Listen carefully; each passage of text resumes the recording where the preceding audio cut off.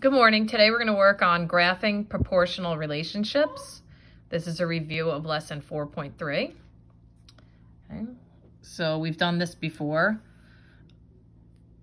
You can see the graphs here. We're going to find out which ones are proportional and which ones aren't. Well, don't forget, you can always look through the book and you have many examples here. Okay. So today we're going to look at 4.3 graphing proportional relationships. So here's some examples of proportional relationships. There's a table, a graph, an equation written in slope-intercept form, and these are all examples of proportional relationships. Number one is the graph must start on 0, 0 in order to be proportional.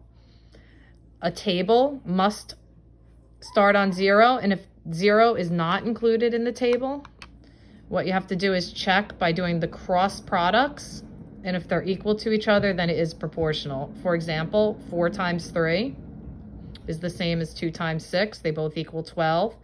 That's one way to check it. Another way to check it, it would be 2 times 2 is 4, and 4 times 1 is 4. So this is a proportional table. The next thing you can do is also look at the equation.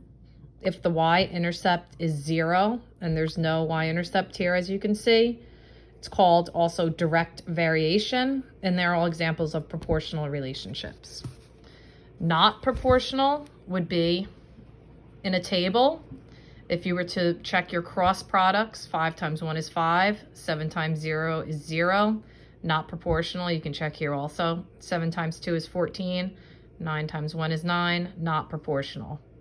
In a graph, the graph would not start on the origin or 0, 0.